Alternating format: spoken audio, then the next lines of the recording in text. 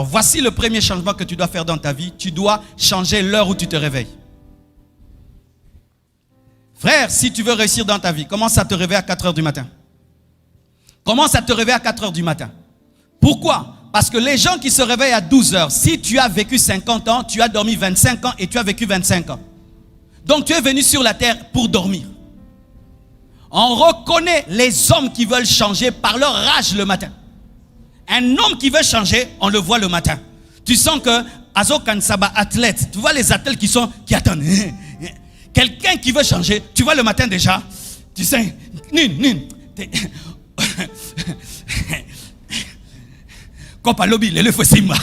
alléluia. Qui d'entre vous, hier tu as échoué une affaire, mais tu ne dors pas, tu attends le matin. Qui fait ça? Qui fait ça? Hier tu avais une affaire et maintenant ça n'a pas marché. Tu attends le matin. Tu attends le matin. Qui a déjà pris un avion? Tu ne dors pas. Tu attends le matin. Qui? Quand il y a un esprit de changement, il y a toujours un réveil matinal. Je peux connaître qui tu seras par ta manière de te réveiller. Et les hommes qui croient à une nouvelle saison se réveillent le matin et se réveillent enragés. Tu ne dois pas te réveiller. Encore aujourd'hui, je dois aller au travail. Encore aujourd'hui, d'aller au travail. Aujourd'hui, je vais impressionner mon chef. Aujourd'hui, je vais résoudre ce dossier. Et je t'assure, ta vie changera. Réveillez-vous le matin. Réveillez-vous le matin. Réveillez-vous le matin. Réveillez-vous le matin. Deuxième chose, tu dois changer ta manière de t'habiller.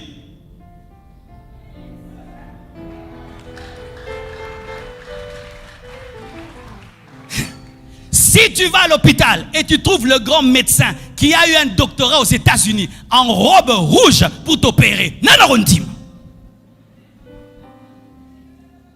pourquoi tu ne vas pas accepter?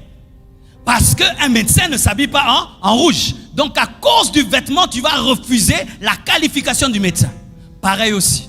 Tu sais pourquoi des fois on ne te donne pas le travail? Tu as un col très sale. Tu as des habits sales. Et toi tu veux que je t'engage? Tu ne sais pas déjà prendre soin d'une chemise en coton. Toi, tu vas prendre soin de mon argent. Je ne t'engagerai pas. Tu es un irresponsable. Car celui qui est fidèle en peu de choses, on lui confiera des grandes choses. Donne-moi la main que je te parle. Quelqu'un veut épouser ma fille. Il vient avec les pantalons de Jamousquette là maintenant d'aujourd'hui. Avec un body en cuir. Même si tu es l'enfant de Bill Gates, tu ne vas pas épouser ma fille. Bilamba ne zobangisa. Donne-moi la main, hein? Même toi, ma soeur, tu ne te maries pas. Pourquoi? Tu es une femme sérieuse, mais tu t'habilles comme une prostituée. Alors ceux qui cherchent les femmes te fuient, mais ceux qui cherchent les filles te cherchent.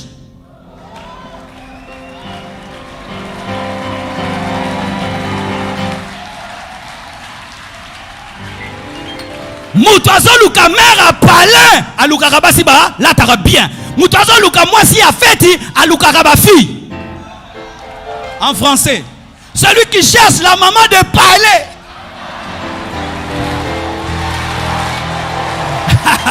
Cherche une fille qui s'habille bien. Mais celui qui cherche une femme pour la boîte de nuit, cherche une femme qui s'habille mal. Toi, tu veux finir dans une boîte de nuit ou dans une maison? Tu veux finir où, ma soeur? Ma soeur, tu veux finir où? Tu veux finir où? Dans une maison? Dans une maison. Habille-toi maintenant comme une maman. Et donne-moi la main.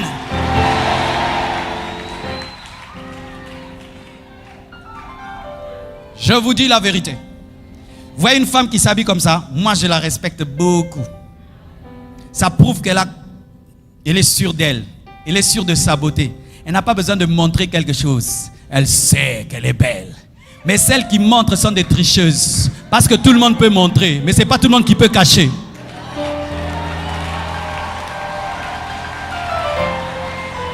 Je vais dire des choses dans ces séminaires. Je vais dire des choses. Frère, vous devez savoir ceci. Même vous les hommes, habillez-vous bien. Arrêtez de porter. Toi, tu es taille 42. Tu portes 52. Arrêtez ça.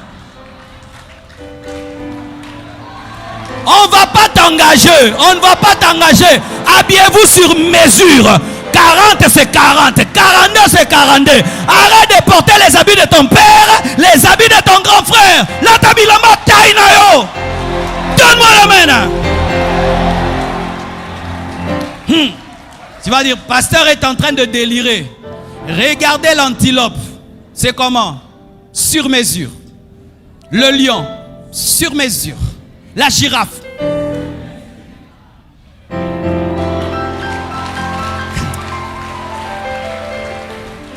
Imaginez un jour, je viens vous prêcher. Ma veste arrive ici. Mon pantalon arrive ici ou ici. Ma veste est là, jusqu'ici. Ma chemise là, là-bas.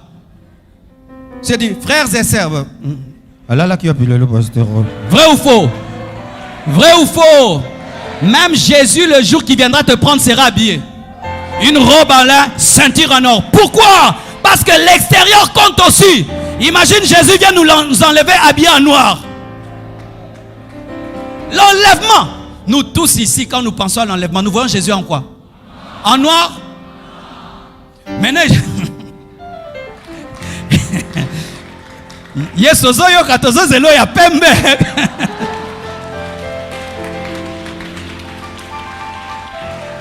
imagine maintenant, tu as enlevé Jésus, la robe en noir. On va dire, Jésus, arrête un peu l'enlèvement là. On fait une réunion. Est-ce que c'est lui ou c'est l'antichrist? Pourquoi? Même le vêtement compte. Un homme qui a réussi dans sa vie a dit ceci: vaut mieux avoir une seule veste qui te va que porter 10 vestes qui ne te vont pas. Vaut mieux avoir une seule chemise bien que 1000 chemises abîmées. Pourquoi? Parce qu'avant que quelqu'un ne t'engage, il consomme ton image. Oui, Dieu lui voit le cœur. Les hommes qui vont t'engager, te donner un travail, te donner sa fille, lui voit voir ton apparence extérieure. C'est pourquoi arrêtez d'être négligent et désordonné dans votre manière de vous présenter aux hommes. Tu vas dans un restaurant, tu trouves les serveurs, des taches rouges ici, de l'huile. Tu vas manger? Est-ce que tu étais allé manger l'habit? Mais pourquoi tu ne manges pas? Parce que s'ils ne peuvent pas veiller sur leurs vêtements, est-ce qu'ils vont veiller sur ta nourriture? Pareil aussi, tu as des longs ongles avec plein de saleté dedans. Tu ne penses pas qu'on voit ça? On voit. Le long, que tout le monde a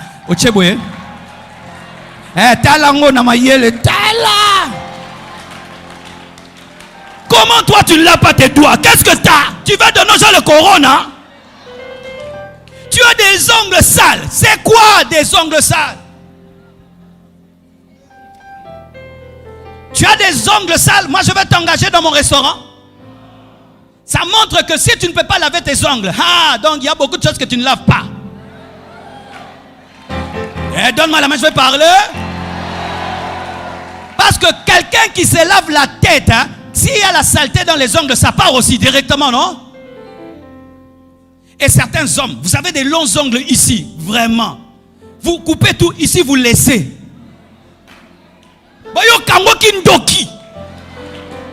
Mais c'est quoi ça que tu as? J'ai un ami, il est allé quelque part, on l'invite. C'était pour le bénir, lui donner beaucoup d'argent. Et quand il veut partir, Dieu lui dit, ne porte pas ta chaînette. Il a dit, je vais porter. Et il part. Alors il avait un tic, quand il causait avec quelqu'un, il touchait sa chaînette, faisait ça. Alors les gens le regardaient. Et puis on dit, pasteur, on va t'appeler demain. On ne lui a jamais plus rien donné. Pourquoi? Parce que pour eux, un homme de Dieu n'est pas dans les chaînettes et dans les bijoux. Et Dieu lui avait dit, ne porte pas ça. Lui, il s'est entêté, il a raté une offrande qui pouvait changer son ministère. L'apparence compte. Donne-moi la main. Si tu veux aussi que ta vie change, change de quartier.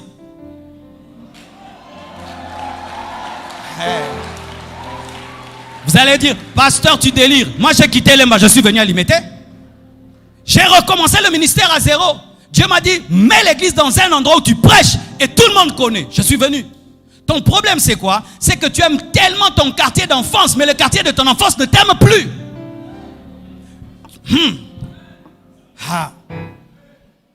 Vous aimez des quartiers dans lesquels on vous communique aucune excellence. C'est bar. Les enfants chantent les chansons de tel et de tel à la maison. Tu ne peux pas te concentrer. Bar du matin au soir. Allez habiter même à Bibois. Là où les parcelles sont moins chères, mais il y a la paix et la concentration qu'habiter je ne vais pas citer le nom, certains endroits où tout tire l'homme vers la médiocrité. Ok, tu aimes beaucoup ta maison. Ta maison là va changer ta vie. Tu as besoin d'être dans un quartier où quand tu sors, tu vois, il y a la paix. Quand tu veux te concentrer, tu te concentres. Quand tu dois dormir, tu dors. C'est pourquoi tu vas remarquer que les hommes qui réussissent déménagent beaucoup jusqu'à trouver.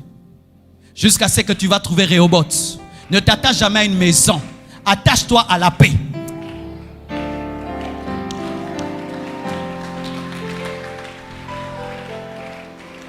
Il y a des gens, il achète une maison, il veut l'habiter. Dieu lui dit, tu n'habites pas ici, il y a du bruit. Il laisse. Il achète une autre maison, il y a du bruit. Il préfère louer quelque part pour être dans un endroit où il peut se concentrer, être à côté de son travail. Alors surtout pour vous, qui avez déjà l'âge de quitter vos parents, vous c'est pire encore. Oui. Mais oui, frère. Donne-moi la main.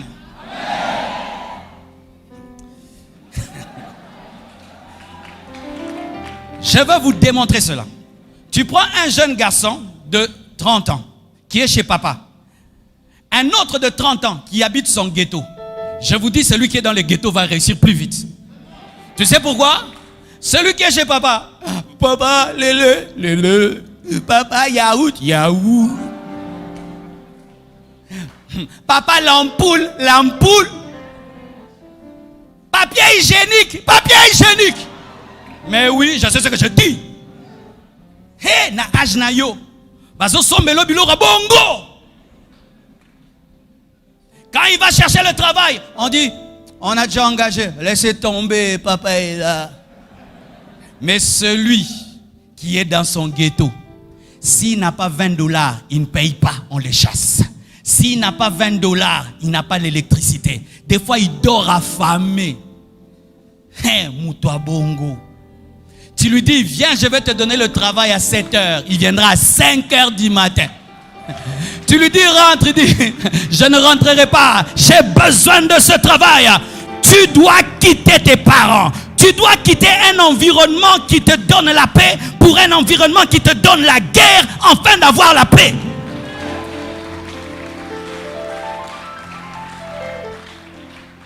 Si tu restes dans la barque appelée la maison de tes parents, tu ne vivras pas une nouvelle saison. Va dans un ghetto où on appelle entrée couchée.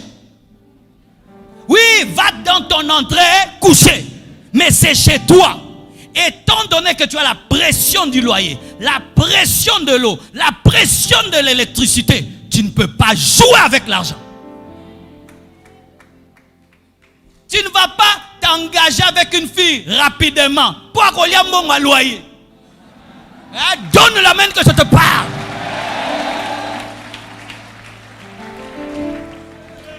Mais si tu es chez tes parents, tu vas t'engager. Parce que tu peux dépenser, papa va payer. Mais là, tu vas dire non.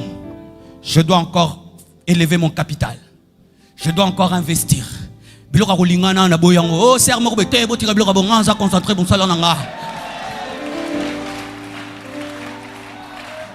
ce que je te prêche, moi je l'ai fait. À 24 ans, j'ai quitté mes parents. Je suis allé habiter dans ma maison de 3 chambres à Mbinza. Payant $200. Quelle concentration. Des fois, je ne mangeais pas seulement pour payer le loyer. J'étais devenu un grand restaurateur de chaises. Donc si je viens chez vous, il y a une chaise abîmée, je vous la demande. Vous pensez qu'elle est abîmée, mais moi je la regarde dans la vision de la restauration. Demandez à Maman Blanche, j'avais un beau salon, mais toutes mes chaises avaient une histoire. Elles étaient les chaises de quelqu'un avant moi. Mais moi je les restaurais, je les réparais. Tout ce qui te garde en paix des fois dans la vie doit être abandonné. Tu dois être dans une situation où tu as le dos contre mur, où tu es obligé de réussir. Si tu ne réussis pas, tu meurs. Je t'assure, tu réussiras. On a dit ceci, que lorsque tu veux attraper un chat, il faut lui laisser un endroit pour fuir. Si tu ne lui laisses pas un endroit pour fuir, le chat, s'il est dos au mur, et il sent que là, il ne peut plus se sauver, il va te tuer. Sois comme un chat qui est contre le mur. Tu regardes là, hey, vieux baby. Et c'est comme là. Et c'est comme là, l'hôtel pensa vino bige. Marcelo, awa, sokobundite viesili. En français, Marcelo ici. Si tu ne te bats pas, ta vie est finie. Il n'y a personne pour t'encourager, personne pour te soutenir. Il n'y a que toi et Dieu. Et tu te dis, on verra. Mais moi, je réussirai. Je suis condamné à réussir. Je ne peux pas échouer. Tu sors, l'église ne grandit pas. Tu presses, ça ne grandit pas. Mais tu dis, ça finira par marcher.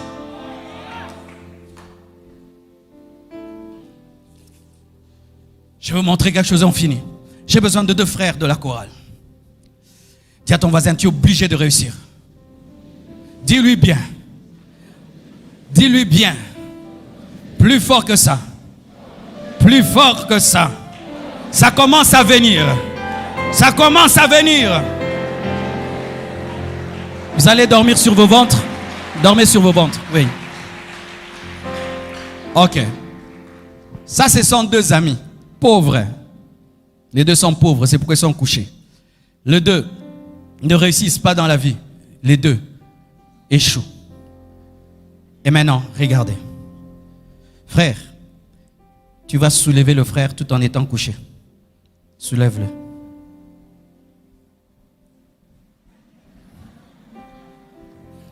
S'il fait ça pendant 5 ans, ça va changer. 10 ans, ça va changer. 50 ans, ça va changer. C'est ce que tu fais aussi. Tu négliges tes études. Tu ne cherches pas l'argent. Tu ne travailles pas l'excellence. Tu ne travailles rien. Je vais changer ma famille.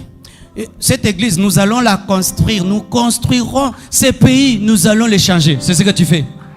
Quelqu'un qui est couché ne relève pas l'autre. Il faut te tenir debout pour que l'autre puisse être relevé par ta force.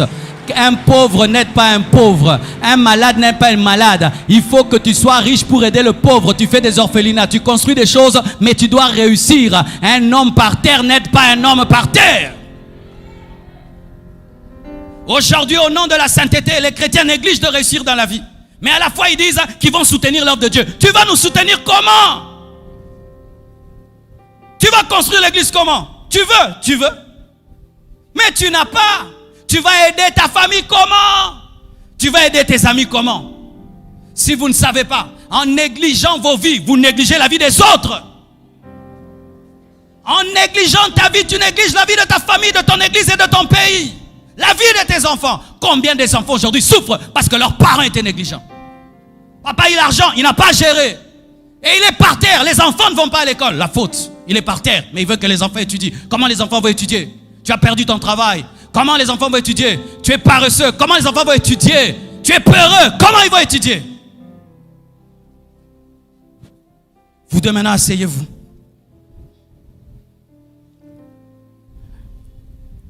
Oui, asseyez-vous toujours par terre.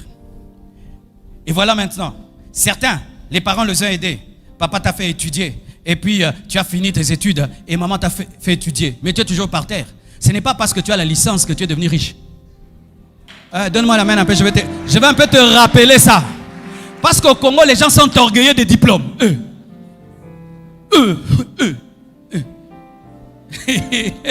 Le diplôme paye les loyers. Hein? On va te laisser que tu épouses une femme parce que tu es licencié. Quand tu présentes ta licence à l'hôtel, tu dors là-bas. Quand tu vas présenter ta licence, on va te donner une voiture. Que je présente vos licences, on va construire avec les Chinois. Je suis licencieux. PhD. C'est pas parce que tu es PhD que tu es une grande église. Hein? Homme de Dieu. Certains hommes de Dieu aussi. J'ai un doctorat en grec, doctorat en ceci. Avoir le doctorat, ce n'est pas l'onction, ce n'est pas les miracles et la croissance de l'église. Ce n'est qu'un doctorat. Maintenant, tu as réussi. Depuis que tu as la licence, tu ne cherches pas le travail. Vous êtes là. Oui, tes parents ont payé l'école primaire, l'école maternelle, l'université et tu as fini. Maman est aussi maintenant par terre. Elle a tellement investi dans tes études qu'elle est par terre. Toi aussi tu es par terre. Licencié par terre. Licencié par terre, alléluia. Donne-moi la main. Hein. Doctorant par terre, alléluia. Surtout diplômé par terre, diplômé par terre. Et qu'est-ce qui nous arrive? Tu vas chercher un travail et on te dit, ici on va te payer $300. Quoi? T'as vu mon diplôme? T'as vu mon diplôme? Mais tu continues toujours à boire le thé des mamans. Le thé des mamans. T'as pas vu ton diplôme quand tu bois le thé des mamans? Ton diplôme, tu ne le vois que là où on va te donner le travail qui peut changer ta vie. Tu places ton orgueil là où tu dois être humble. T'as pas vu mon diplôme? Une année, t'as pas vu mon diplôme. 2 ans, t'as pas vu mon diplôme. 10 ans, et après ton diplôme devient caduc. Parce qu'il souffre de mise à jour.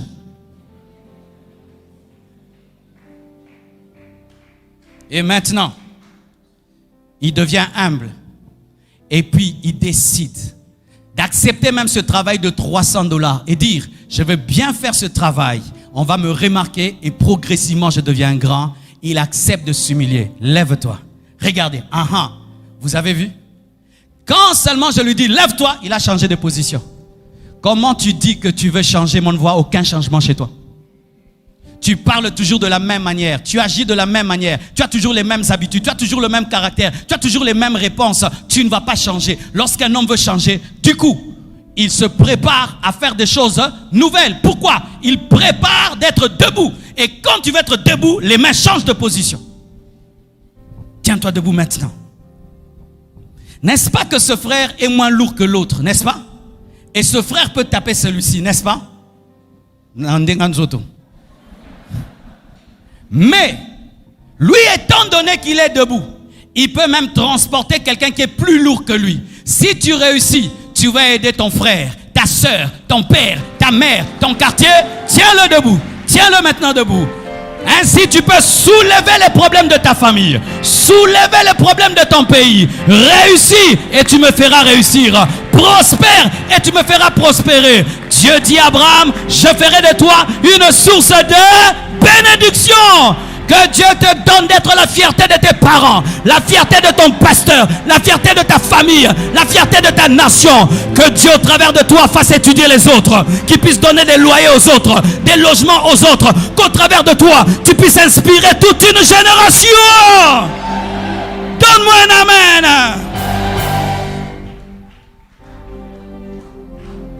Tu n'étudies pas que pour toi, il y a toute une génération derrière toi. Tu ne travailles pas que pour toi, il y a toute une génération derrière toi. Tu n'es pas excellent que pour toi, il y a toute une génération derrière toi. Ton échec, c'est l'échec de ta mère, c'est l'échec de tes frères, c'est l'échec de tes enfants, c'est l'échec de l'église. Un pasteur des pauvres est pauvre. Une église des pauvres est pauvre. Arrêtez de négliger vos vies. Soyez enragés. Jésus est venu dans ce monde avec une rage terrible.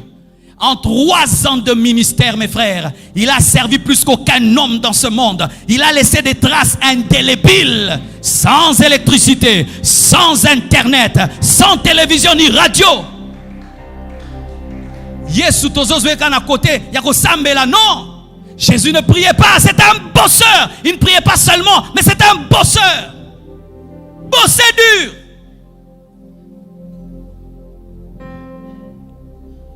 Et je t'assure, quand tu réussis dans ta vie et tu fais la joie de tes parents, c'est un bonheur.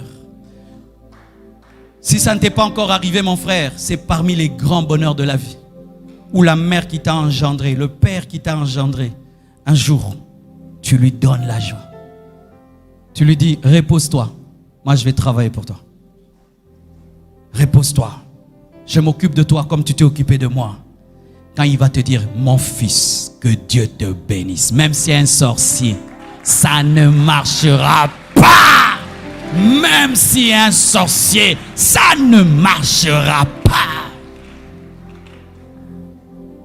Quand tu commences à négliger tes études, vois le Congo. Quand tu commences à négliger ta vie, vois ta famille, tes frères et sœurs. Vois tes enfants. Et les enfants qui sont en toi, vois-les. Et relève-toi et dis, je suis un patriarche. Je ne peux pas négliger.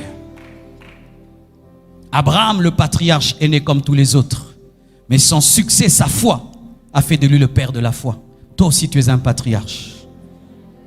Patriarche, prends soin de toi.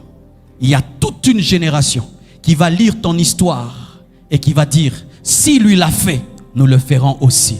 Que Dieu vous bénisse abondamment.